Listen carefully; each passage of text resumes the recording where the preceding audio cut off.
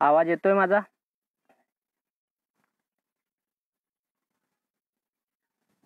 तशी कुणीतरी सूचना करा की माझा आवाज आपल्यापर्यंत पोहोचत आहे.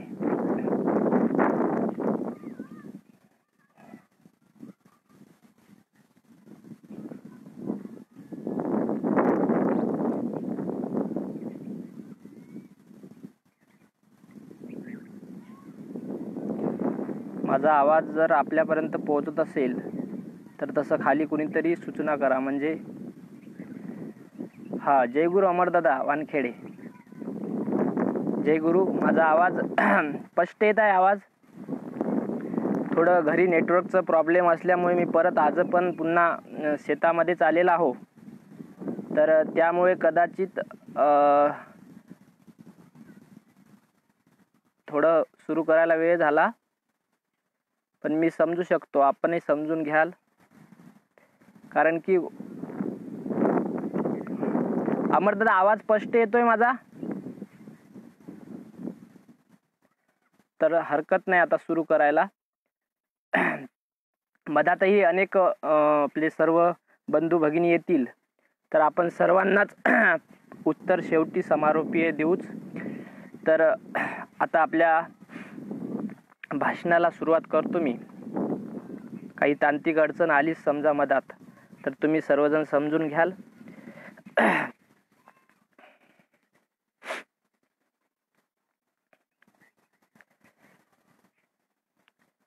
अखंड भारत भूमीचा सर्वात पहिला राजा चंद्रगुप्त मौर्य, या भारताच्या मातीमधील सर्वात बलाढ्य असा राजा सम्राट अशोक, भगवान गौतम बुद्ध ज्यांनी जगाला शांतीचा संदेश दिला, या महाराष्ट्राला एक नव्हे तर दोन छत्रपती दिले, त्या राष्ट्रमाता माँसाहेब जिजाऊ. शिव तुझे नाव ठेविले पवित्र, छत्रपती सूत्र विश्वाची अशा आपल्या शब्दातून छत्रपती शिवाजी महाराजांबद्दल उद्गार काढणारे जगद्गुरु संत श्रेष्ठ जगद्गुरु तुकोबाराय, नाचू कीर्तनाच्या रंगी ज्ञानदीप लावू जगी, संत चळवळाची परंपरा चालवणारे संत शिरोमणी नामदेव महाराज. ज्या प्रकारे माणूस कंस कापतो त्याच प्रकारे शत्रूलाही कंसासारखा कापणारा अजिंक्य योद्धा, कधीही पराभव न स्वीकारणारा आणि छत्रपती शिवाजी महाराजांनी मिळवून दिलेलं स्वराज्य, ते स्वराज्य समोर चालवणारे सुभेदार मल्हारराव होळकर. या महाराष्ट्रामध्ये जगाव कसं आणि मराव कसं या विचारामध्ये लोक जगत असताना माँसाहेब जिजाऊंचं आणि छत्रपती शिवाजी महाराजांनी आपले वडील शहाजीराजांचं जे स्वप्न स्वराज्य पूर्ण केले, ते छत्रपती शिवाजी महाराज ते स्वराज्य आपल्या खांद्यावर पेललं. नवे कधीही एकही पराभव न स्वीकारणारे स्वराज्याचे धाकले धनी छत्रपती शंभूराजे. या महाराष्ट्रामध्ये अनेक संत झाले, अनेक संत परंपरा झाल्या. या सर्व परंपरेचा विचार केल्यानंतर तुमच्या आमच्यापर्यंत समाज आपला मागासलेला असताना संपूर्ण बहुजन समाजाला तुमच्या आमच्या घरापर्यंत शिक्षणाची गंगोत्री पोहोचवणारे क्रांतिज्योती सावित्रीबाई फुले, महात्मा ज्योतिबा फुले, या भारताला केवळ भारतीय राज्य घटनेचे शिल्पकार म्हणून चालणार नाही, केवळ घटनाच दिली नाही तर तुम्हा आम्हाला माणूस म्हणून जगण्याचा अधिकार दिला. ते भारतरत्न बोधिसत्व विश्वरत्न डॉक्टर बाबासाहेब आंबेडकर, यशवंतराव होळकर. त्याच प्रकारे या महाराष्ट्रामध्ये झालेले तमाम संत असतील, तमाम क्रांतिकारी असतील, शूर भगतसिंग, वीर सरदार, राजगुरू, सुखदेव, अनेक तरुण क्रांतिकारी असतील, ज्या 7 लाख क्रांतिकारकांनी आपल्या प्राणाची आहुती देऊन नवे रक्तरंजित सोहळा करून या देशाला स्वातंत्र्य मिळवून दिलं, या भारताला परदास्याच्या गुलामगिरीतून मुक्त करून आम्हाला स्वातंत्र्याचा दिवस दाखवला, ते सर्व या देशासाठी लढणारे महात्मा गांधीजी पासून तर भगतसिंग, राजगुरू, सुखदेव, चंद्रशेखर आझाद, अनेक सर्व तरुण वीर त्या क्रांतिकारकांना मी विनम्र अभिवादन करतो. त्याच प्रकारे या महाराष्ट्रामध्ये, या विदर्भाच्या भूमीमध्ये खास करून जन्माला आलेले वैराग्यमूर्ती संत गाडगे बाबा, ज्या गाडगे बाबांनी हातात खराटा घेऊन गावाच्या गाव स्वच्छ केली, पण इथंच थांबले नाही, तर रात्रीच्या कीर्तनाच्या माध्यमातून तुमच्या आमच्या डोक्यातील जे काही सडलेले विचार असतील, ज्या कुत्सित विचारामध्ये आम्ही चालत आलेलो होतो, ज्या अंधश्रद्धा होत्या, त्याच्यावर प्रकटपणे विचार करून त्याच्यावर एक प्रकारचं आमच्या तुमच्या सर्वांनाच प्रबोधनाची चळवळ चालू करणारे आणि आम्हाला मार्गदर्शन करणारे वैराग्यमूर्ती संत गाडगे बाबा. मानवता ही पंथ मेरा, इंसानिता ही पक्ष मेरा, गिरते हुए को उठाना स्वर्ग मेरा, विश्व स्नेह का ध्यान धरे, सबका सब सन्मान करे, असा दिव्य शांतीचा संदेश देणारे मानवतेचे महान पुजारी वंदनीय राष्ट्रसंत तुकडोजी महाराज. राष्ट्रसंत तुकडोजी महाराजांच्या विचाराप्रमाणे त्याचे विचार समोर नेणारे त्यांचे सवंगडी, त्यांच्या सोबतचे प्रचार भीष्म शामराव दादा मोकदम असतील, अनेक त्यांचे सवंगडी, आणि त्याचप्रमाणे पूजनीय ब्रह्मलीन निष्काम कर्मयोगी तुकारामजी दादा गीताचार्य, ज्यांच्या सहवासामध्ये आम्हाला राहण्याचं भाग्य मिळालं आणि आमचं जीवन फलित झालं. सर्व गुरुदेव कार्यकर्ते असतील, तमाम महापुरुष असतील, आणि आज ज्यांच्या जयंतीनिमित्त तुमच्या समोर मला बोलण्याची संधी मिळाली, या सकल संत विचाराच्या माध्यमातून, या पेजच्या माध्यमातून तुमच्या आमच्या सर्वांचा संवाद होत आहेत. अशाच प्रकारच्या या पेजवरून आपण नेहमी चर्चा करत असतो. त्यागालाही लाज वाटावी इतका कठोर, इतका भयानक त्याग, आणि तुमच्या त्यागामुळे जागृत झाला आम्हा लेकरांचा स्वाभिमान. अशा हातामध्ये तलवार घेऊन, एका हातात तलवार घेतली तर दुसऱ्या हातामध्ये एक शास्त्र घेतलं, तर एका हातात शस्त्र घेतलं. शस्त्र घेऊन दुश्मनांचा पडसा पाडला, तर शास्त्र घेऊन समाज रचना बदलवली, सामाजिक कार्य केलं. त्या लोकमाता, पुण्यश्लोक राजमाता अहिल्यादेवी यांना, या सर्वच महानुभावांना मी मानाचा मुजरा करतो आणि माझ्या भाषणाला राजघुमन सुरुवात करतो. कारण की आपल्याला माहीतच आहे की या भारत देशामध्ये ही भारत भूमी अशी आहे की इथे अनेक संत झाले, अनेक महापुरुष झाले, अनेक राजे झाले, अनेक रजवाडे झाले, आणि या सर्वांचा इतिहास पाहताना, नक्कीच यांचा गौरवशाली इतिहास वाचताना, कधी इतिहासाची पाने आम्ही जर जेव्हा काढून बघितली तर आमच्या धमन्यामधलं रक्त सळसळायला लागतं. खरं तर डॉक्टर बाबासाहेब आंबेडकर म्हणतात की जो समाज आपला इतिहास विसरतो तो समाज कधीच इतिहास घडू शकत नाही, आणि जो समाज इतिहास घडू शकत नाही तो समाज इतिहास जमा झाल्याशिवाय राहत नाही. याच्यापेक्षा दुसरं अजून काही सांगायची गरज नाही. कारण की तुम्हा आम्हा सर्वांनाच माहित आहे की हा भारत देश म्हटलं की जगामध्ये आदर्श आहे, आणि या भारतामधला महाराष्ट्र ही संतांची भूमी, कर्तबगार भूमी. याच भूमीमध्ये अनेक शूर महात्मे जन्मले.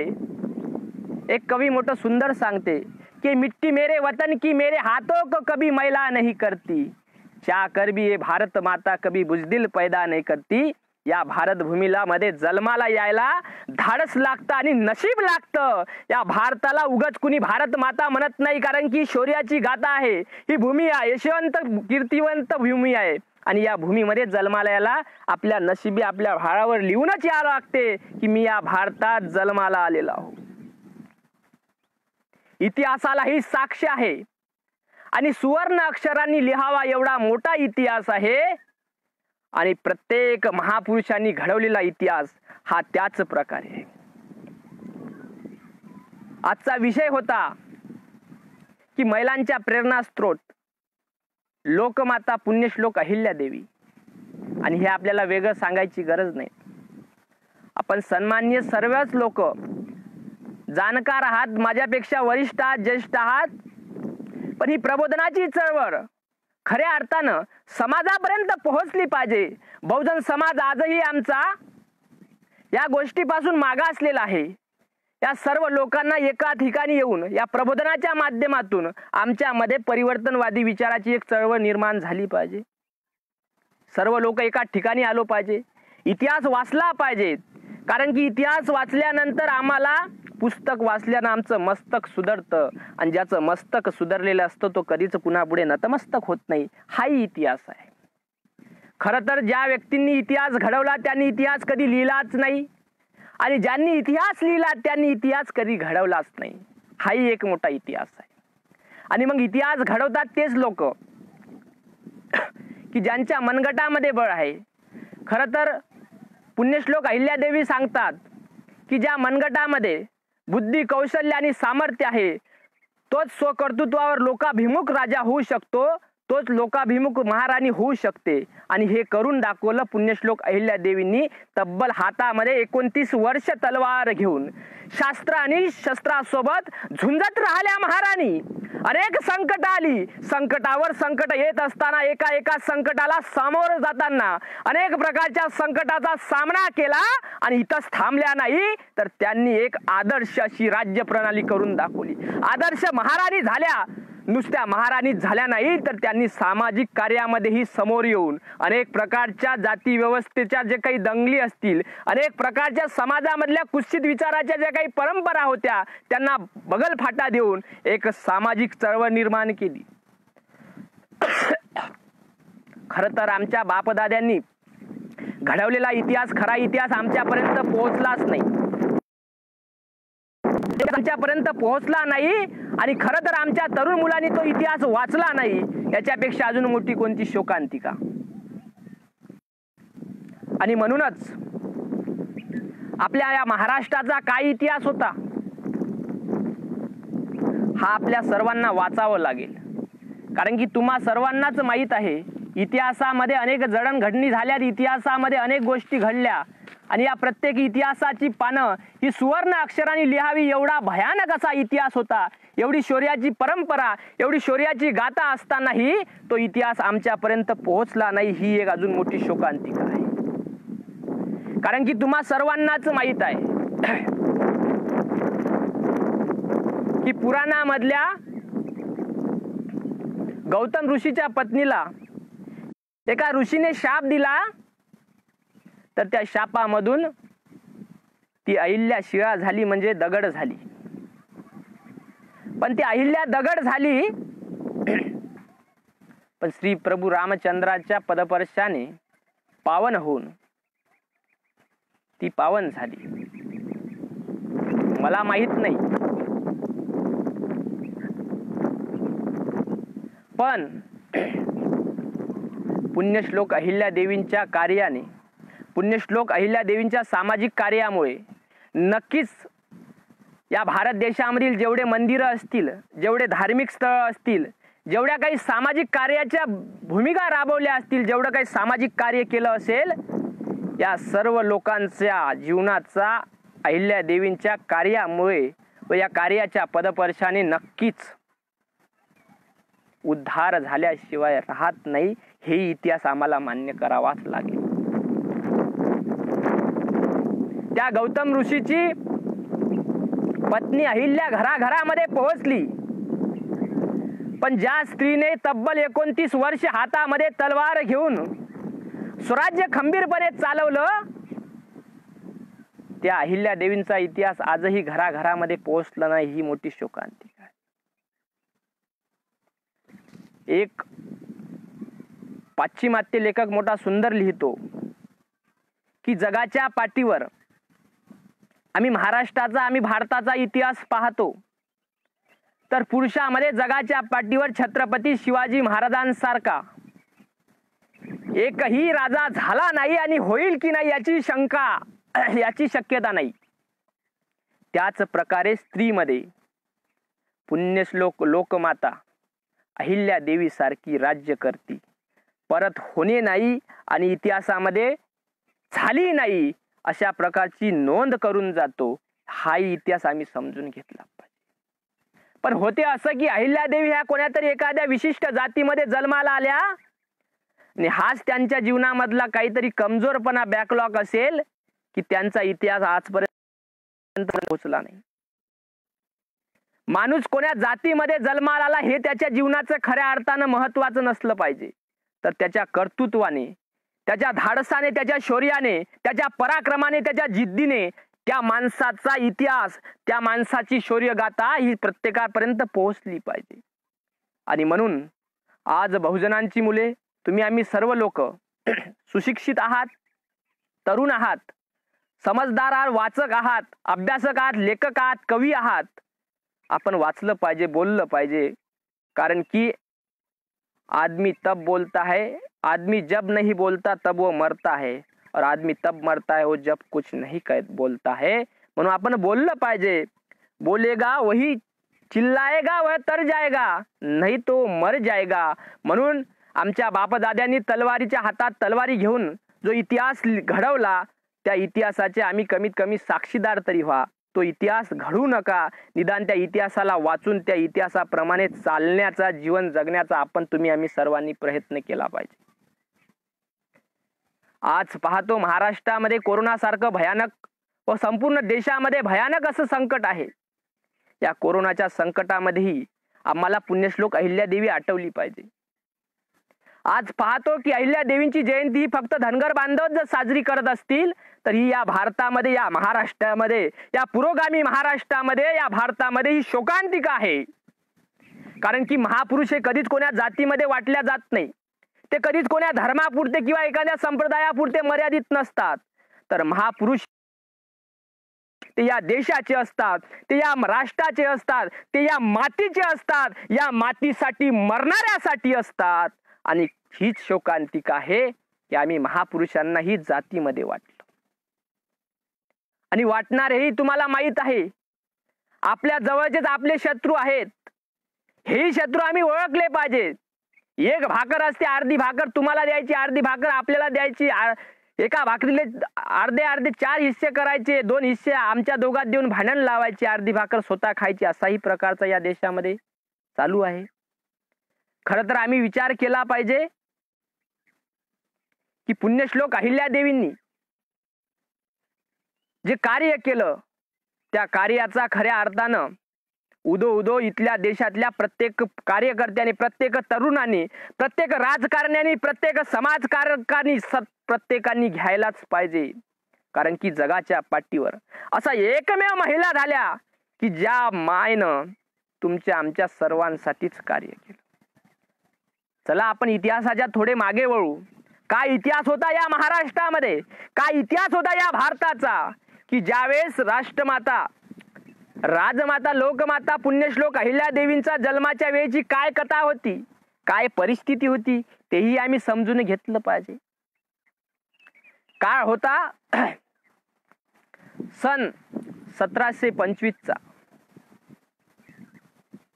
आणि या 18च्या दशकामध्ये महिलांना फक्त चूल आणि मूलपर्यंतच मर्यादित परिस्थिती होती. आणि या चूल आणि मूल एवढ्या समाजाने बांधलेल्या या चौकटीमध्ये स्त्री जात कशी तरी जगत होती, कशी तरी लहानाची मोठी होत होती आणि या समाज व्यवस्थेमध्ये आपलं आयुष्य बर्बाद करत होती. पण तिला कधी वाचण्याचा अधिकार नव्हता, कधी तिला बोलण्याचा अधिकार नव्हता, 4 लोकांसमोर येऊन तिला स्पष्ट आपले वक्तव्य करण्याचा अधिकार नव्हता. अशा ही परिस्थितीमध्ये तो दिवस उजाडला आणि तो दिवस होता 31 मे 1725. चोंडिया गावी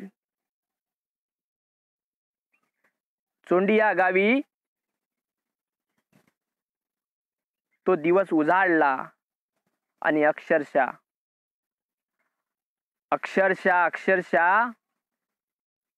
त्या दिवशी अशा प्रकारची घटना झाली. आणि त्या दिवशी 31 मे 1725 ला पुण्यश्लोक अहिल्या देवी, राष्ट्रमाता, लोकमाता, पुण्यश्लोक अहिल्या देवी या महाराष्ट्रामध्ये मानकोजी शिंदे आणि माता सुशीला शिंदे यांच्या पोटी एक कन्या रत्न जन्माला आलं. तेजस्विनी. जन्मताच सूर्यालाही आनंद व्हावा अशा प्रकारचा त्या गावामध्ये, चोंडी गावामध्ये आनंद झाला. मानकोजी शिंदे आणि सुशीला शिंदे यांच्या पोटी एक कन्या रत्न जन्माला आलं. नवे नुसतं जन्माला आलं, या महाराष्ट्राचा इतिहास घडवायसाठी आले. आणि लहानशा अहिल्या जन्मताच घरामध्ये तर आनंद झाला, पण संपूर्ण गावामध्ये आनंद उत्सव साजरा होत होता. पण त्यावेळेस परिस्थिती काय होती की मुलगी जन्माला आलं म्हणजे दुःखच. पण माय सुशीलाने आणि मानकोजी शिंद्यांनी आपल्या या कन्या रत्नांचं स्वागत मोठ्या आनंदात केलं. आणि अशा वेळेस अहिल्या देवींच्या जन्मापासूनचा इतिहास सुरू झाला. लहानसं बाळ दिवसागणित वाढत असताना एक दिवसचा प्रसंग आहे. 8 वर्षाची अहिल्या अशाच प्रकारे मराठा शाही मधले पेशव्यांचे सरदार सुभेदार मल्हारराव होळकरांचा त्या चोंडी गावामध्ये मुक्काम पडला. पुण्याकडे जायचं होतं आणि मधातच मुक्काम पडला. आणि एक दिवस हे सुंदरसं कन्यारत्न, धाडसी कन्यारत्न मल्हारराव होळकरांच्या नजरेमध्ये आलं आणि स्वतःचा मुलगा आठवला की अरे आपलाही एकुलता एक मुलगा आहे खंडेराव. या खंडेरावाशी जर मुलगी मिळाली तर परत आपल्या या महाराष्ट्रामध्ये एक मराठ्याचं स्वराज्य परत पुन्हा समोर नेण्यासाठी एक कर्तृत्वगार स्त्री मिळेल. अशा प्रकारचा इतिहास पुन्हा या महाराष्ट्रामध्ये घडवण्यासाठी समृद्ध होईल. आणि काय परिस्थिती होती त्यावेळेस. छत्रपती शिवाजी महाराजांनंतर छत्रपती संभाजी महाराजांनी स्वराज्य चालवलं. आपल्याच फितुरांमुळे छत्रपती संभाजी महाराजांना अटक झाली आणि संभाजी महाराजांना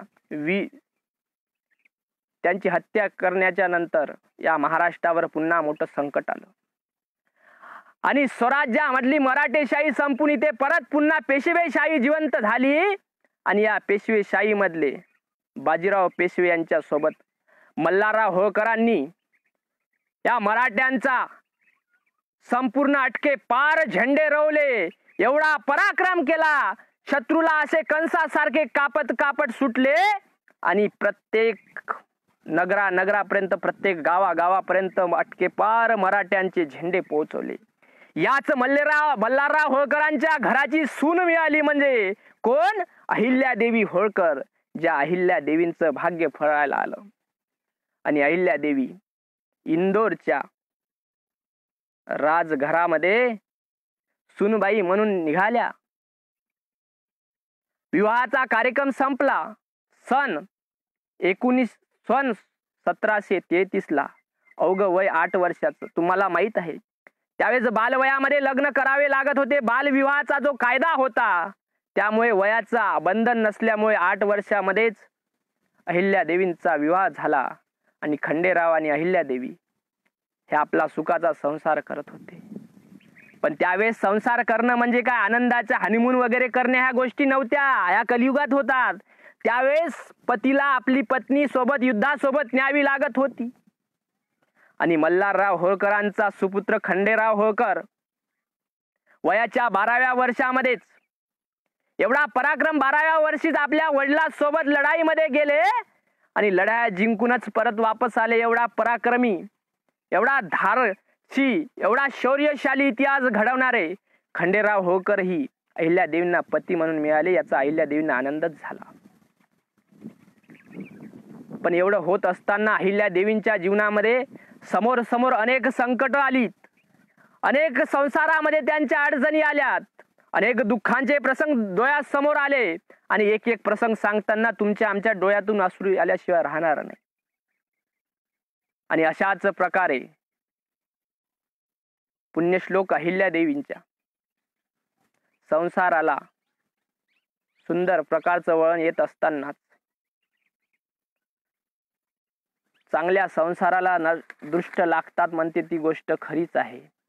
आणि याच प्रकारे काही लोकांनी मल्हाररावांनाही चुकीचं मांडलं. तुमच्या आमच्या सर्वांनाच माहीत आहे की 350 वर्षापूर्वी छत्रपती संभाजी महाराजांचा ही इतिहास बदनाम करण्याचा कारस्थान या देशामध्ये काही लोकांनी केलं. या महाराष्ट्रामध्ये काही कुत्सित इतिहासकारांनी, जे स्वयंघोषित इतिहासकार आहेत, तथाकथित इतिहासकारांनी संभाजी महाराजांना रगेल रंगेल म्हटलं आणि तोच इतिहास आमच्या घराघरापर्यंत पोहोचला. त्याच प्रकारचं कार्य मल्हारराव होळकरांचे सुपुत्र खंडेराव होळकरांबद्दलही झालं. स्वतःच्या पतीबद्दल अनेक प्रकारचे आवा निघत होते, अनेक प्रकारचे लोक गोष्टी करत होते, पण मल्हारराव होळकरांचे सुपुत्र खंडेराव होळकर नव्हतेच असे. का त्यांचा इतिहास बदनामी मधून त्यांना जावं लागलं? का सहन कराव्या लागल्या एवढ्या वेदना? का आणि कुणासाठी? अरे या मराठी रयतेसाठी, या होळकरशाहीसाठी, इथल्या प्रत्येक माणसासाठी सहन केले. एवढा पराक्रमी खंडेराव होळकर, आणि त्यांनाही बदनाम करण्याचं काम तुम्ही केलंच. पण आता समाज जागृत झालेला आहे. आता सर्व लोक एका ठिकाणी आलेले आहेत. या प्रबोधनाच्या माध्यमातून, चळवळीतून लोक जागृत झालेले आहे. तुम्ही कितीही इतिहास रंगू चुकीचा मांडा, पण सत्य सत्याशी मन केले ग्वाही, मानिले नाही बहुमता, ह्या जगद्गुरु तुकोबारायाचे विचार आमच्या मातात डोक्यामध्ये घेऊन आम्ही चालतो. आणि त्यामुळेच पुण्यश्लोक अहिल्यादेवीचा हा शौर्यगाथेचा इतिहास आज आमच्या प्रत्येक तरुणींसाठी, महिला भगिनींसाठी एक आदर्श आहे, एक प्रेरणा स्त्रोत आहे. आमच्या सर्व महिलांसाठी ही एक यशोगाथा आहे. ही आम्ही प्रत्येकाने समजून घेतली पाहिजे. कारण की आमच्या महिलांना फक्त आणि चूल आणि मूल इथपर्यंत बंदिस्त असतानाही स्वतःच्या सासऱ्याने अहिल्यादेवींना भाला कसा फेकवायचा, तलवार कशी चालवायची, घोड्यावर कसं बसायचं, शत्रूशी सामना कसा करायचा, युद्धात लढाई करण्याच्या पूर्वी शत्रूला आपल्या बोलण्यातून, आपल्या बौद्धिक कौशल्यातून कशा प्रकारचं हरवायचं, त्यांच्या मनामध्ये आपली भीती कशी निर्माण करायची, हे सर्व शिक्षण कोणी दिलं? मल्हारराव होळकर स्वतःच्या सासऱ्यांनी. स्वतःच्या वडिलाकडून आपल्या सासरी येताना स्वतःचे वडीलच आपल्या सोबत आहे असल्या प्रकारचा भास झाला आणि एवढं प्रेम दिलं, एवढ्या प्रकारचं मार्गदर्शन केलं, हे मल्हारराव होळकरांनी केलं. दुःखद प्रसंग झाला. मल्हारराव होळकरांचे सुपुत्र खंडेराव होळकर कसे होते सांगण्यासाठी मला आपल्याला थोडस खंडेराव होळकरांचा इतिहास सांगावा लागला. पण खंडेराव होळकरांना का बदनाम केलं? का त्यांना या आगीतून जावं लागलं? का त्यांना हे दुःख सहन करावं लागलं? कारण की शौर्यगाथा, पराक्रम आणि धाडसी लोकांच्या कार्याबद्दल अशाच प्रकारचा इतिहास लिहिण्याचाही या देशामध्ये इतिहास आहे. आणि मग कुंभेरच्या लढाईमध्ये मल्हारराव होळकर युद्धामध्ये शर्त करत असताना अचानक दुश्मनांनी गनिमी कावा केला आणि दुश्मनांनी बारूद गोळ्याच्या माध्यमातून खंडेराव होळकरांवर एक वार झाला आणि खंडेराव होळकर जागीच संपले. धारा तीर्थ पडले, चिंदड्या झाल्या. अहो, कुणी सहन करावं एवढं दुःख? स्वतःच्या ज्या माणसासोबत आपला विवाह झाला, ज्याला आपल्या आयुष्याची तिजोरी म्हणून ज्यांनी स्वतः आपल्या सोबत गळ्यात मंगळसूत्र बांधलं, जो आपला पती म्हणून, आपला समर्थक, आपला रक्षक म्हणून तो स्वतःचा पती मरण पावला. कुण दुःख सहन करावं? किती कठीण प्रसंग असेल. अरे अवघे वय काहीतरी झालं असेल, एवढ्या कमी वयामध्ये मल्हारराव होळकरांचे सुपुत्र खंडेराव होळकर मरण पावले. आणि ते सन होते 1754. म्हणजे 1733 ला विवाह व्हावा आणि तिथून 18-19 वर्षामध्ये आपले पती आपल्या समोर धारा तीर्थ पडावे, याच्या एवढं अजून मोठं दुःख कोणतं? अहिल्यादेवी त्यावेळेची प्रथा होती, सती जायची प्रथा होती. आणि अहिल्यादेवी सती जायला निघाल्या. संपूर्ण तयारी झाली. संपूर्ण तयारी झाल्यानंतर आता अहिल्यादेवी सती जाणार आणि अहिल्यादेवी सती गेल्याच्या नंतर आपलं काय होणार हे बघून मल्हारराव होळकरांच्या डोळ्यामध्ये, सुभेदार मल्हारराव होळकरांच्या डोळ्यामध्ये अक्षरशः अश्रूच्या धारा सुरू झाल्या. स्वतःच्या मुलीसारखी कर्तबगार असणारी सून आपल्यामधून चाललेली आहे आणि ही जर सती गेली तर आम्ही कुणाकडे बघायचं, आम्ही कुणासाठी लढायचं. अरे स्वतःचा मुलगा धारातीर्थ पडला आणि स्वतःच्या मुलीसारखी, स्वतःच्या मुलासारखी आम्ही जिला समजलं ती सुनबाई आम्हाला सोडून चालली. निदान कधी एकदा म्हणून तरी बघा. आणि मल्हाररावांनी सांगितलं, सुनबाई अहो खूप वेदना होता तो आमच्या जीवाला. तुम्ही आम्हाला सोडून गेले तर जगायचं कुणासाठी लढायचं गेला. निदान आमच्या जाऊ नका. आणि मल्हारराव होळकरांनी आपल्या सुनबाई केली आणि तशाच डोळ्यातल्या अश्रुधारा पुसत मल्हारराव होळकरांनी केलेल्या विनंतीकडे त्या देवी माघारी. डोळ्यामध्ये ते तेज बघितलं, डोळ्यामधल्या त्या अश्रुधारा बाजूला सरकल्या आणि अहिल्यादेवी माघारी फिरल्या. आणि त्यावेळेस खऱ्या अर्थानं एका व्यवस्थेला तडीबंदता दिली. एका व्यवस्थेचा या महाराष्ट्रामधून, या पुरोगामी भारतामधून जमिनीपासून उद्ध्वस्त केलं. आणि सतीचा कायदा तुम्हाला माहित आहे की राष्ट्रमाता मासाहेब जिजाऊ ज्यावेळेस शहाजीराजे मरण पावले तर राष्ट्रमाता मासाहेब जिजाऊ सती गेल्या नाहीत. महात्मा ज्योतिबा मरण पावल्यानंतर, त्यांचा मृत्यू झाल्यानंतर क्रांतिज्योती सावित्रीबाई कधी सती गेल्या नाहीत. त्याच प्रकारे खंडेराव होळकर यांचा मृत्यू झाल्यानंतर अहिल्यादेवींनाही सासरेबुवांनी जाऊ दिलं नाही. आणि अहिल्यादेवींनी ठरवलं की स्वतःच्या पतीसोबत सती जाऊन या अग्नीमध्ये आपला जीव देऊन आपल्याला स्वतःला जाळून घेण्यापेक्षा समाजातल्या अनिष्ट रूढ्यांना जाळायचं, स्वतःही जगायचं आणि समाजालाही जगवायचा हा संकल्प घेतला. आणि त्यावेळेस अहिल्यादेवींनी ते करून दाखवलं. ह्या मोठ्या सामाजिक क्रांती म्हणा लागेल, ही आमच्या महिलांनी समजून घेतली पाहिजे. आज तर आमची चांगली परिस्थिती आहे, त्यावेळेस तशी परिस्थिती होती. महिलांचे केशव पण करत होते, महिलांना काळ्या कोठडीमध्ये बंद करून ठेवत होते. त्यांना त्या स्वतःच्या पतीसोबत सती जाताना त्यांना त्या अग्नीमध्ये उडी घ्यावी प्रकारची ती किती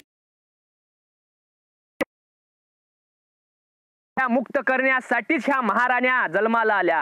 ह्या क्रांतिज्योती सावित्रीबाई पासून पुण्यश्लोक अहिल्यादेवी, त्यागमूर्ती रमाई, ह्या सर्व संत जनाबाई, ह्या सर्व महिलांनी क्रांती केली. आणि म्हणून आज तुम्ही आम्ही महिला सुखाचा श्वास घेत आहोत, म्हणून तुम्ही आम्ही स्वतंत्र जीवन जगत आहात. म्हणून या सर्व महिलांनी आपल्या महिलांना आपला आदर्श मानला पाहिजे.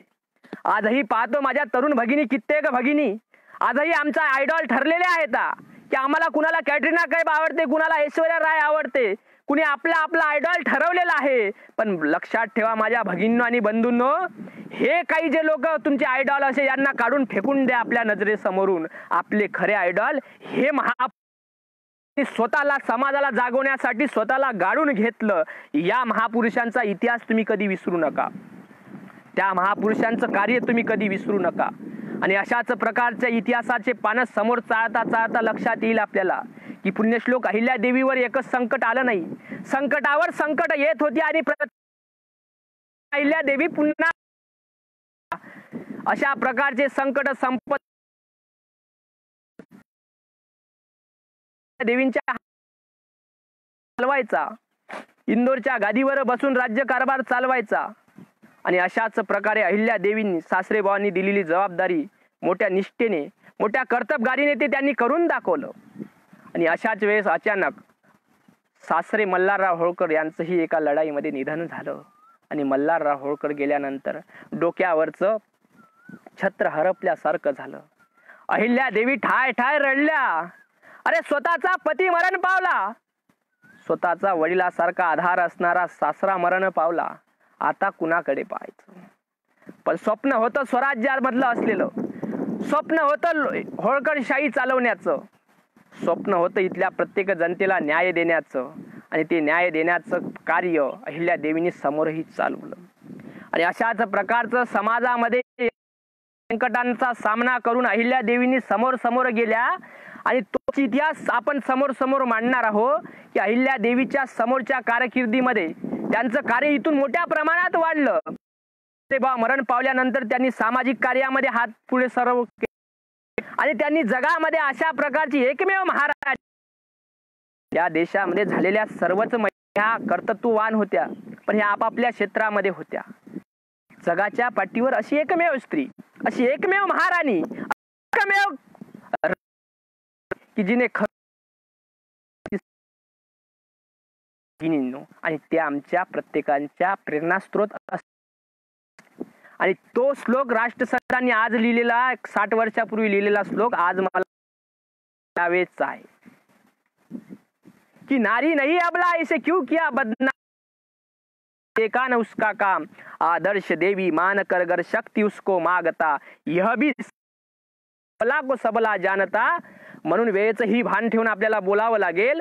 आणि म्हणून अशा प्रकारच्या अहिल्या देवींचा तो कार्य, ते त्यांचं शौर्य, त्यांचं ते बुद्धी कौशल्य हे पाहून अनेक लेखकांनी वेगवेगळ्या कथा, वेगवेगळे दृष्टांत लिहिले, वेगवेगळे लेख लिहिले. पण विनोबा भावे म्हणतात की अशी एकमेव महाराणी की ज्यांनी शत्रूला शस्त्राच्या भरोश्यावर तर हरवलंच, पण शस्त्राच्या पूर्वी त्यांच्या बुद्धी कौशल्यामुळे ते शत्रूवर विजयी होत होते.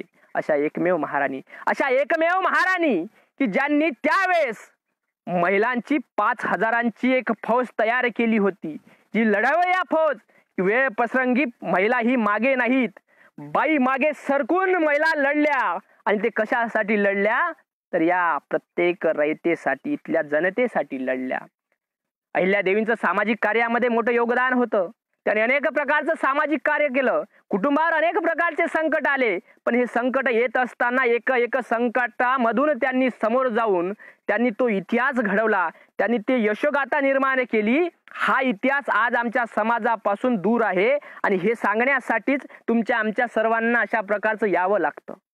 आम्ही काही फार मोठे पंडित ज्ञानी नाही आहो, पण जे जे आपणाशी ठावे ते ते इतराशी सांगावे, शहाणे करून सोडवावे सकळ जण. म्हणून प्रत्येकांना ज्ञान आहे, त्या ज्ञानाचा वापर करा. आपल्या बुद्धी कौशल्यामध्ये, आपल्या डोक्यामध्ये जे काही ज्ञान आहे त्या ज्ञानाचा फायदा घ्या आणि समोर चला. माझ्या सर्व तरुण भगिनींना माझी विनंती आहे, जे जे मला ऐकत असतील, इथून समोर ऐकतील, त्या सर्वांना विनंती आहे की वक्ता हा बोलण्यापेक्षा तो आचरणशील असला पाहिजे.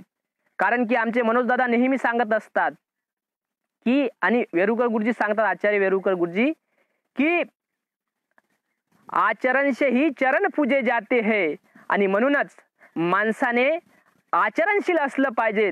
आणि हे चारित्र्यवान, शील संपन्न अशा महाराणी अहिल्या देवी होऊन गेल्या. हे आमच्या काळांच्या पडद्याला गेलेला इतिहास आम्ही काढला पाहिजेत, आम्ही शोधला पाहिजे, आम्ही वाचला पाहिजेत. आणि म्हणून वाचाल तर वाचाल, आणि म्हणून वाचत राहिलं पाहिजे. अशाच प्रकारच्या कुटुंबावर आलेल्या संकटांचा सामना करता करता अहिल्या देवींनी सामाजिक कार्य कधीच मागे पडू दिलं नाही. सामाजिक कार्यामध्ये अनेक कार्य केले त्यांनी या अखंड या भारत देशामध्ये असं एकही मंदिर नसेल की ज्या मंदिरामध्ये अहिल्या देवींनी काम केलं नाही. अनेक तीर्थस्थळावर त्यांनी काम केले. नुसते देवळ आणि मंदिरच बांधले नाही, पण झालं असं की अहिल्या देवींच्या एका हातामध्ये शस्त्र होतं, ते शस्त्र बाजूला केलं, अहिल्या देवीच्या हातामध्ये एक पिंड दिली. आणि पिंड देऊन अहिल्या देवी हे फक्त एका धर्मापुरत्याच मर्यादित होत्या, त्या धार्मिकच होत्या. एवढंच सांगितलं, ते धार्मिक जरूर होत्या, पण ते अंधश्रद्धाळू नव्हत्या, ते एका धर्माला मानणाऱ्या नव्हत्या, ते धर्मनिरपेक्ष होत्या. पण हा इतिहास सांगितलाच नाही आम्हाला, आणि खरी गोट इथंच फसली आमची. आणि म्हणून अहिल्या देवींनी ज्या प्रकारे मंदिराचा जीर्णोद्धार केला, 12 ज्योतिर्लिंगाचा उद्धार केला, बद्रिकानाथ इथून पासून तर सर्वपर्यंत त्यांनी अनेक शहरामध्ये जाऊन अनेक मंदिरं बांधली, अनेक पानपोया बांधल्या, अनेक घाट बांधली, अनेक रस्ते बांधले, अन्न छात्रालय बांधली, धर्मशाळा बांधल्या. हा सगळं कार्य करत असताना त्यांनी कधी आपल्या रयतेकडून आलेल्या करामधला पैसा वापरला नाही. ज्यावेळेस राष्ट्रमाता मासाहेब जिजाऊंचा आपला खाजगी खजाना होता, ज्या खाजगी खजान्यामध्ये आपला वैयक्तिक पैसा असायचा, तशाच प्रकारचा संभाजीराजे यांची पत्नी येशूबाईंचा खाजगी खजाना होता, त्याच्यामध्ये पैसा होता. त्याच प्रकारे अहिल्यादेवींचाही मल्हारराव होळकरांनी निर्माण करून दिलेला खाजगी कोश होता. त्या खाजगी कोशामधून त्यांनी हे सामाजिक कार्य केलं.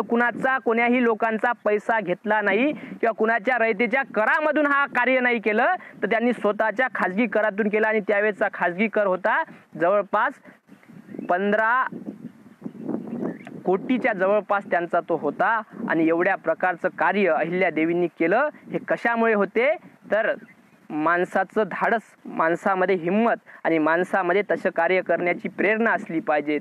आणि म्हणूनच अहिल्यादेवींवर बोलला तर आयुष्य संपून जाईल तरी काही संपणार नाही. आणि या देशामध्ये झालेल्या सगळ्याच महाराण्या, या देशामध्ये झालेल्या सगळ्याच भगिनी, अनेक महापुरुष, या सगळ्यांचा इतिहास हा मोठा सुवर्ण अक्षराने लिहिण्यासारखा इतिहास आहे. पण लिहिणारे लोक बदलले आणि वाचणारे आम्ही जागृत झालो नाही, इतच मोठी गोष्ट फसलेली आहे.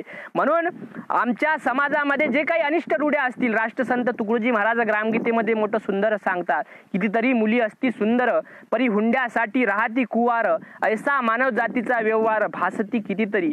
म्हणून पाहतो की आजही आमच्या समाजामध्ये हुंड्याची प्रथा आहे. हुंडा बळीमध्ये अनेक स्त्रिया मेल्या जातात किंवा त्यांना मारल्या जाते, आत्महत्या होतात, गळ्याला फास लावून जीवनयात्रा संपवल्या जाते. पण अहिल्यादेवींनी त्यावेळेस त्यांच्या राज्यामध्ये त्यावेळेस करून दाखवलं माहेश्वरीमध्ये, की आपल्या राज्यामध्ये कोणत्याही मुलीकडून हुंडा घेतल्या जाऊ नये. ज्या माणसाने हुंडा दिला त्याच्याकडून कर घ्या आणि ज्या माणसाने हुंडा घेतला त्याच्याकडून दुप्पट घ्या. अशा प्रकारची त्यावेळेस कायदा निर्माण केला. हे अनिष्ट रूढ्या उच्चाटन करणारी एकच घटना नाही, अशा अनेक घटना केल्या. त्यांनी त्यावेळेस वृक्ष लागवडीचा संदेश दिला होता. आज वृक्षाखाली मी बसून आहो, एका घरामधल्या प्रत्येक व्यक्तीने 5 वृक्ष लावले पाहिजे. त्यावेळेस सातबाऱ्याच्या काही गोष्टी त्यावेळेस अहिल्यादेवींनी सांगितल्या. 7-12 झाडं, 7 आणि 12 झाडं लावायचे, हा मोठा इतिहास आहे. वेळेच्या नुसार आपण शॉर्टकटमध्ये घेऊ. हे अहिल्यादेवींनी केलं. एवढंच नाही केलं त्यांनी, तर त्यांनी पानपोई, आणि त्यांनी एवढंच नाही तर आपल्या राज्यामध्ये दरोडे होते. हे दरोडे लोक काय करायचे, येणाऱ्या जाणाऱ्या वाटसरूंना लुटायचे, त्यांच्याकडून पैसे घ्यायचे, त्यांचा जीव घेऊन टाकायचे. एवढंच जमलं नाही तर याच्या समोरही अनेक काम करायचे. पण त्यावेळेस अहिल्यादेवींनी एक आपला आदेश फरमान सोडला. आज तुम्ही आम्ही जाती जाती धर्मामध्ये लढल्या जातो. अनेक लोक तुम्हाला जातीमध्ये दंगलीमध्ये पेटवल्या जातात. पण पुण्यश्लोक अहिल्यादेवींनी त्यावेळेस जाती व्यवस्थेवर मोठं कार्य केलं. त्यावेळेस काय केलं अहिल्यादेवींनी, अहो तुम्ही आम्ही स्वतःची मुलगी जर एखाद्या दुसऱ्या व्यक्ती जातीच्या मुलासोबत लग्न केलं तर आम्ही विरोध करतो. आमच्या मुलानं दुसऱ्याची मुलगी सोबत विवाह केला तर आम्ही विरोध करतो. पण त्यावेळेस जाती व्यवस्थेचा विरोध करताना पुण्यश्लोक अहिल्यादेवीने एक कार्य केलं. ते कार्य आपण प्रत्येकाने पेन असेल तर लिहून घ्या, तुम्हाला माहित नसेल कदाचित. त्यावेळेस अहिल्यादेवीने एक काम केलं.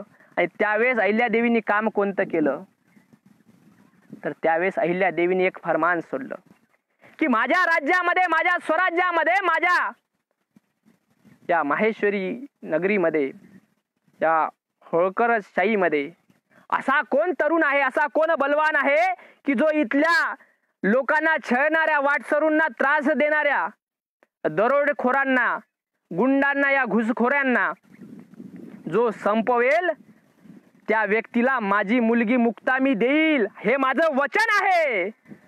आणि त्यावेळेस तो कोण्याही जातीचा असो, तो कोण्याही धर्माचा असो, मला त्यावरून काही फरक नाही आहे पडणार. आणि त्यावेळेस हे काम केलं. त्यावेळेस हे काम कोण केलं तर त्यावेळेस हे काम केलं यशवंतराव फणसे नावाच्या एका आदिवासी बांधवांनी. आणि हे कार्य केल्याच्या नंतर लोकांनी विचार केला की स्वतःची अहिल्यादेवी महाराणी त्यावेळेस विचार केल्यानंतर महाराणींनी सांगितलं, जान जाए पर वचन न जाए. हे वचन दिलेलं आहे मी आणि हे वचन माझं अटळ आहे. जरी फणसेंनी हा प्रकारचा शौर्य केलं, पराक्रम केला, माझी मुक्ता ही मी त्यांना देणार. आपण ऐकलं होतं कधी इतिहासामध्ये, पुराणामध्ये की पहिले स्वयंवर व्हायचा आणि तसाच प्रकारचा स्वयंवर अहिल्यादेवीने स्वतःच्या मुलीचा केला होता आणि त्या फणसेला आपला जावाई बनवून घेतला.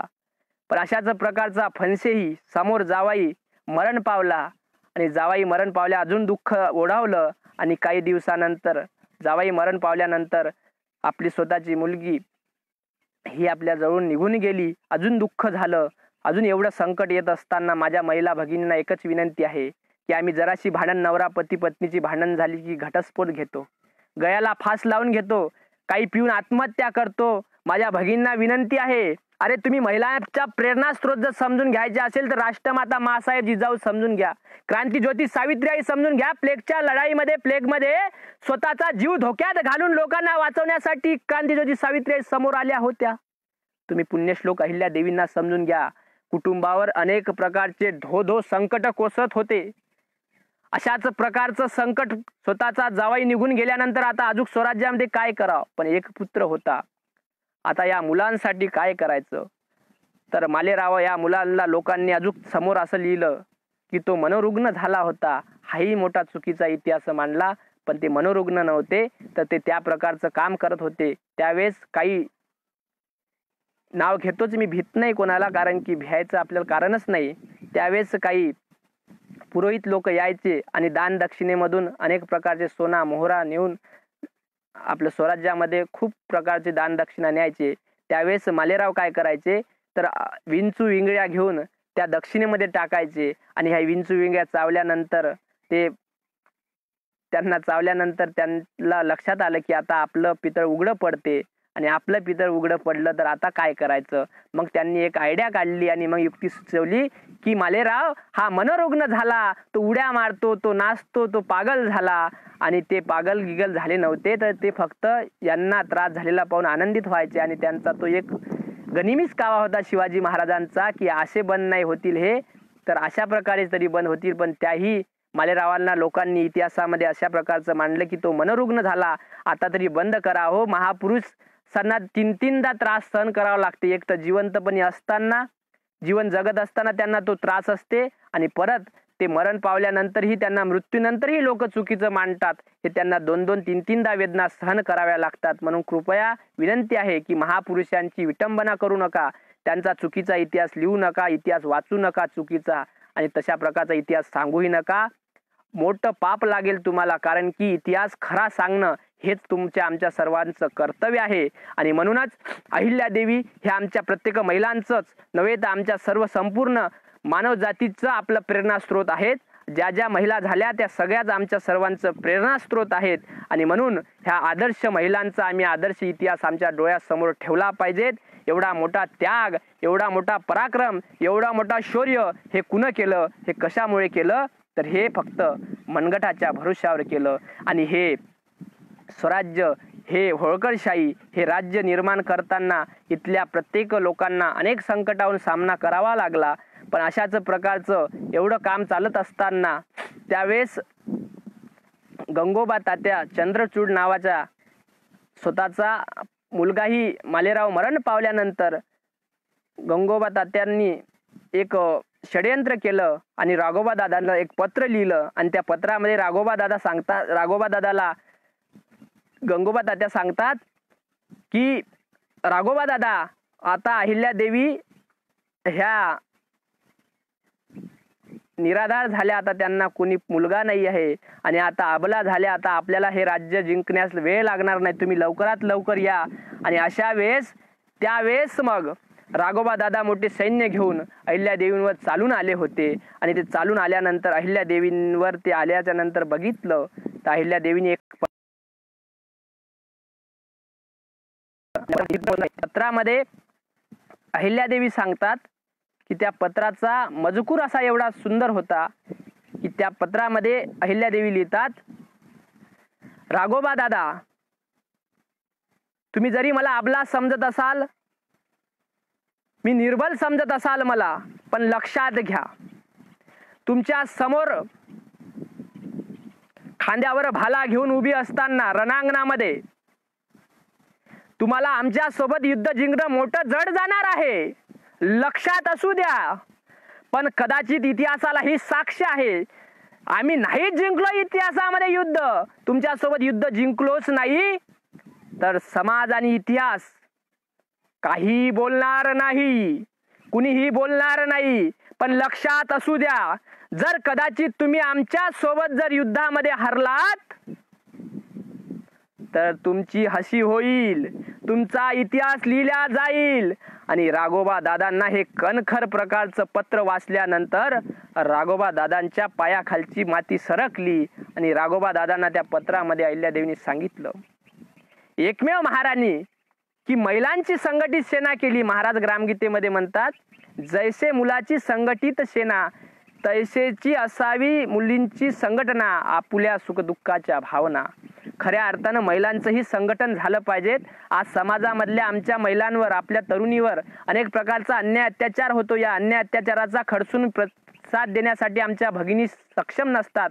यासाठी काही मुली शक्ती शिक्षण घेती, मुलापेक्षाही धीट असती, नाही गुंडाची ही छाती, हात घाली तिच्यावरी. अशा आमच्या महिला सुसंघटित झाल्या पाहिजे. त्यांनी सुशिक्षण घेतलं पाहिजे, त्यांनी चारित्र्यवंताचे धडे वाचले पाहिजेत, त्यांनी रणांगणामध्ये उतरता आलं पाहिजे, दोनाचे चार हात करता आल्या पाहिजेत. अशा आमच्या तरुण भगिनी संस्कार शिबिराच्या माध्यमातून, सर्व आमच्या गुरुजन वर्गांच्या माध्यमातून व सर्व प्रचारकाच्या माध्यमातून हे घडत असते. आणि हे का घडते तर राष्ट्रसंत तुकडोजी महाराजांचा विचार हा जनमानसापर्यंत पोहोचतो. ह्या इतिहासाच्या शौर्यगाथा तुमच्या आमच्यापर्यंत पोहोचवण्यासाठी अनेक लोकांनी कष्ट घेतले आणि त्याच माध्यमातून आज मी तुमच्या समोर बोलत आहो. हा आवाज माझा जरी असला तरी मी पुन्हा पुन्हा प्रार्थितो, हा आवाज माझा नव्हे मी सत्य तो, या शरीराचा शंख वाजवितो, आवाज काढतो भगवंत. तो भगवंत माझ्याकडून हे वधून घेत असते किंवा अनेकांकडून घेते. आपण बोलणारे फार काही ज्ञानी नाही आहो. आणि म्हणूनच ह्या शौर्यगाथा आपण भगिनींनी वाचल्या पाहिजेत. आणि त्यावेळेस राघोबा दादाने हे वाक्य अहिल्यादेवींचं ऐकलं आणि राघोबा दादा तिथून माघार फिरला. म्हणून जरी आपल्या सोबतचे कोणीही नसलं तरी अहिल्यादेवींनी 29 वर्ष कुणालाही न डगमगता, कुणाला न मिळता, कुणाचाही विचार न करता, आपण स्त्री आहो याचाही विचार न करता शौर्याने ती सामोर गेली आणि प्रत्येक युद्धाला सामोर गेल्यानंतर युद्ध जिंकूनच आल्या. आणि म्हणून ते सांगत होत्या की शत्रूला युद्धामध्ये हरवण्याच्या पूर्वी त्याला पहिले शब्दाने हरवण्याची ताकद तुमच्यामध्ये असली पाहिजे. माझ्या सर्व भगिनींना सांगतो, यानंतर सुंदर असा एक भजनाचाही कार्यक्रम होणार आहे, वेळ होत आलेली आहे. आणि त्यानंतर आमचे कार्यक्रम समोर सुरू. आज भाग्याचा दिवस असा आहे की आज सोबतच या सकल संत विचार या पेजवर 3 तासाचा लागोपाठ कार्यक्रम आहे. म्हणजे अतिशय व्यस्त याच्यातून आमचे हरिभक्तपरायण संकेत काळे महाराज यांनी आम्हाला संधी दिली. आमचे मित्र डॉक्टर निखिल दादा कुबडे यांनी सुद्धा आम्हाला ती इथे बोलण्याची संधी दिली आणि त्यांनी आम्हाला प्रचार प्रसारामध्ये आम्हाला नेहमी मदत करतात. तर मी सर्वांचा आभारी आहो. शेवटी जाताना आणि अनेक आपली रजा घेताना मी एकच म्हणेल की इतिहास खूप सुंदर असते. फक्त इतिहास वाचण्यासाठी व इतिहास समजून घेण्यासाठी आमची इच्छा असली पाहिजेत. आणि म्हणून बोलताना काही चुकूही शकते. अनेक वक्ते आहेत, अनेक वक्ते सुंदर बोलतात, माझ्यापेक्षाही चांगले बोलतात. आणि अनेक वक्त्यांचं ऐकूनही मला असं वाटते की वक्ता हा बोलणारा नेहमीच आचरणशील असला पाहिजेत. कारण की आचरण जर नसेल तर तुमचा वक्त्याचा प्रभाव हा लोकांवर कधीच पडत नाही, असं राष्ट्रसंत तुकडोजी महाराज म्हणतात. आणि म्हणून लाख बोलो केवनी थोर एकची माझा कर्तबगार. म्हणून तुम्ही बोलता त्यापेक्षा करता का यालाही फार महत्व आहे. म्हणून रात्र होत आलेली आहे आणि याचाच विचार करून मी शेतामध्ये आहो आता. आणि या सगळ्याचा विचार करताना आमच्या लक्षात येईल की ही शौर्यगाथा इतिहासाची तुम्ही आम्ही सर्वांनी वाचली पाहिजेत. कारण की पुण्यश्लोक अहिल्यादेवींचं कार्य हे फार महान होतं आणि त्याच माध्यमातून आम्ही प्रत्येकाने ते कार्य वाचलं पाहिजेत. मी असं कधीच म्हणणार नाही की अहिल्यादेवी ह्या धनगर जातीमध्ये जन्माला आल्या म्हणजे काही त्यांच्या जीवनामध्ये चूक झाली का. अहो, ह्या सामाजिक कार्यामध्ये या महापुरुष कधीच कोण्या जातीचे नसतात. आणि अशाच प्रकारचे त्यांनी वेगवेगळ्या उच्चाटन करताना त्यांनी अहिल्यादेवींनी अनेक सामाजिक कार्य केले. ते सामाजिक कार्य तुम्ही आम्ही सर्वांनी समजून घेतलं पाहिजे. आज जयंती या कोरोनाच्या माध्यमातून, कोरोनामुळे आपण त्यांची जयंती साजरी करू शकलो नाही. पण लक्षात घ्या, पुण्यश्लोक अहिल्यादेवींची जयंती तुम्ही घरात बसून त्यांचे पुस्तकं वाचून त्यांचे विचार तुम्ही ग्रहण करून करा. आणि अहिल्यादेवींची जयंती नक्कीच पुढच्या वर्षी याच्यापेक्षाही मोठ्या प्रमाणात साजरी होणार आहे. कारण की त्या लोकमाता होत्या, त्या पुण्यश्लोक होत्या. देशामध्ये 5च पुण्यश्लोक झाले असं म्हणतात, पण आपण त्या विषयात हात न घालता माझं एवढंच म्हणणं आहे ही नुसती फक्त धनगर बांधवांनीच ही जयंती साजरी न करता सगळ्या भारतातल्या सर्व लोकांनी ही जयंती साजरी केली पाहिजेत. कारण की अहिल्यादेवींनी कधीच कोण्या जातीसाठी, कोण्या धर्मासाठी, कोण्या पंथासाठी किंवा एखाद्या विशिष्ट लोकांसाठी हे कार्य कधीच केलं नाही, तर त्यांनी सर्व लोकांनाच घेऊन कार्य केलं. आणि म्हणूनच खरोखर छत्रपती शिवाजी महाराज व छत्रपती संभाजी महाराजांच्या विचाराचे वारसदार हे होते आणि त्यांनी ते विचार समोर चालवले. त्यांनी स्वराज्याचा गाडा तो समोर चालवत ठेवला. पण चूक झाली आमचीच आणि ते विषय आपल्या सर्वांना माहीत आहे. पानिपतच्या लढाईमध्ये आमचा पराभव झाला आणि पानिपतच्या लढाईमध्ये मग आमच्या देशामध्ये परत इंग्रज आले आणि इंग्रजांसाठी परत आमच्यासारख्या तरुण कार्यकर्त्यांना आपल्या प्राणाची आहुती द्यावी लागली. आपल्या रक्ताचा अभिषेक करावा लागला या भारत मातेसाठी आणि त्यावेळेस कुठे आम्हाला आजसारखं स्वतंत्र बोलता येते. ही ताकद आहे बाबासाहेबांच्या घटनेची, ही ताकद आहे राष्ट्रसंत तुकडोजी महाराजांच्या विचाराची, त्यांच्या ग्रामगीतेची. अनेक सामाजिक कार्यामध्ये अनेक तरुण कार्यकर्ते याच्याशी जुळलेले आहेत. सर्वांचे नाव जर घेत बसले तर अनेक लोक असे आहेत, अनेक आमच्या भगिनी अशा जुळलेल्या आहेत की प्रत्येकाचे नाव घ्यावं तर वेळ संपून जाईल. आज खऱ्या अर्थानं हे सेवा सादर करण्यासाठी आमच्या भगिनी ॲडव्होकेट कोमलताई हरणे ह्याच आपल्या समोर येणार होत्या. पण झालं असं की ताईंचं थोडी प्रकृतीने साथ दिली नाही आणि त्यामुळे ताईंची सेवा मला पूर्ण करायचं मला योग आला. आणि नक्कीच मलाही असं वाटलं की एक स्त्रींचा इतिहास एका स्त्रीनी सांगितलं तर आदर्श वाटेल. पण मला हे सांगताना काही थोड्याफार चुका होऊ शकतात. पण मित्र हो, मी बोलण्यामध्ये चुकू शकतो पण कार्य करण्यामध्ये कधीच मी चुकणार नाही याची मी तुम्हाला ग्वाही देतो. आणि म्हणूनच तुमच्या सर्व लोकांचं मला प्रेम आहे. आमचे अमरदादा वानखेडे, श्यामदादा गुगाने आहेत, त्यानंतर सुभाषदादा देशपांडे सर, बालूदादा गोरोले, योगेश गावंडे, डॉक्टर रामपालदादा धारकर, अंकुश विलायतकर, विकासदादा वैद्य ऐकत आहेत. त्यांची फार मोठी इच्छा होती की दादा तुम्ही 31 तारखेला अहिल्यादेवींचा इतिहास मांडा.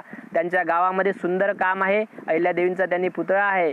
पण मी सांगतो दादा, पुतळा तुम्ही बांधला पण त्याच्यासोबतच त्या विचाराचाही तुम्ही वारसा लोकांना दिला पाहिजेत. गजानदादा रायतकर बऱ्याच वेळेचे मला ऐकत आहे. धन्यवाद दादा, तुम्ही ऐकता म्हणजे हे आमच्या मला मोठे पण नाही तर तुमचं असलेलं आमच्यावरचं प्रेम हे नक्कीच दिसून येते.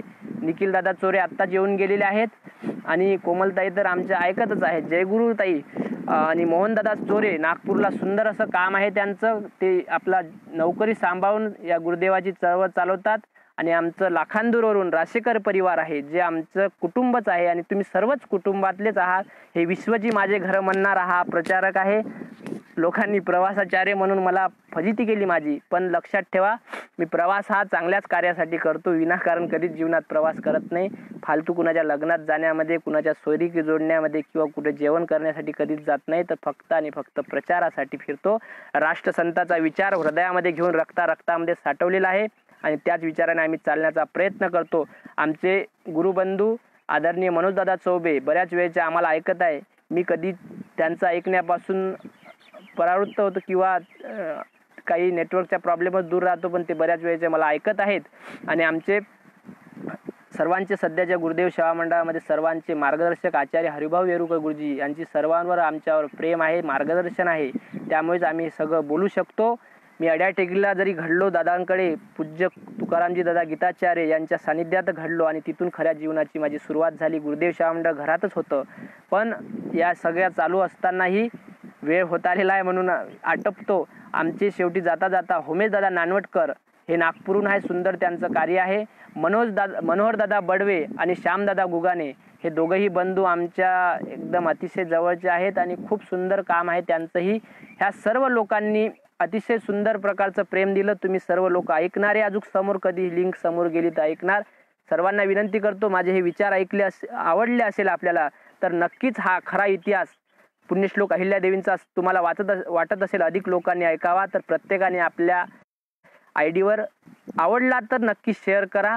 मी आग्रह कुणाला करत नाही, कधीच शेअर करा म्हणत नाही, पण आज पहिली वेळ याच्यासाठी म्हणतो की हा इतिहास मला असं वाटते की आज मी थोडासा तरी बरा बोललो. त्यामुळे तुम्ही प्रत्येकाने जेवढ्यांनी ऐकलं, जेवढ्यांनी ऐकत आहात, प्रत्येकाने शेअर करण्याचा प्रयत्न करा. नक्कीच अनेक लोकांपर्यंत पोहोचेल आणि जास्तीत जास्त लोक ऐकतील. या सकल संत विचार या माध्यमातून आता भजनाचा कार्यक्रम आहे आणि अगदी थोड्याच वेळात 8 ते 9 च्या दरम्यान आमचे आदरणीय परममित्र आणि आमचे बंधू आदरणीय डॉक्टर संकेत महाराज काळे यांचं ज्ञानेश्वरीवर प्रवचन आहे. आपण सर्वांनीच नक्कीच त्या संधीचा लाभ घ्यावा. अतिशय सुंदर काम आहे त्यांचं. सकाळचं प्रार्थना अष्टकावर रोज 1 तास प्रवचन असते, ते पण तुम्ही सर्वांनी ऐकलं पाहिजेत.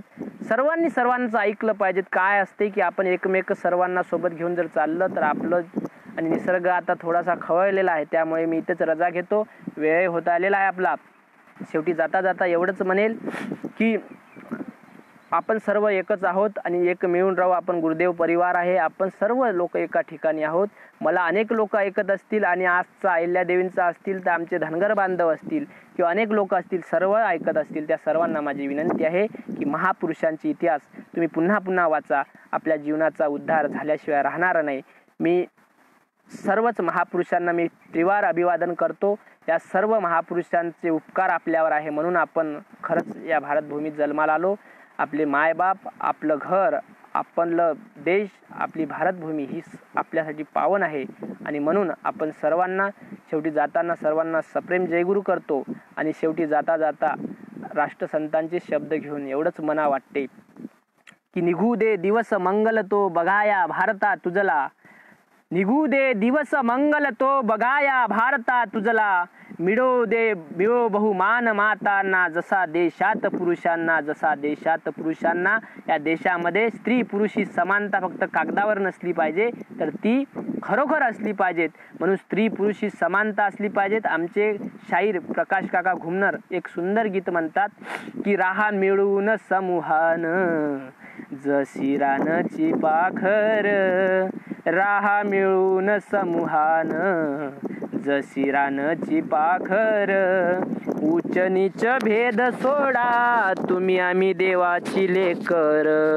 उच्च नीच भेद सोडा तुम्ही आम्ही देवाची लेकर. शेवटी जाताना एवढंच म्हणेल की आपल्या सर्वांना सप्रेम जय गुरु. आणि मी आपली तुमच्या सर्वांचीच व सर्व लोकांची रजा घेतो. आजचा विषय आपल्याला आवडल्यास नक्कीच शेअर करा, एवढी मी परत एकदा आणि इथेच थांबतो. लांबलेली सेवा मी आपल्या सर्वांच्या चरणी अर्पण करतो. धन्यवाद. जय हिंद, जय गुरुदेव, जय भारत माता.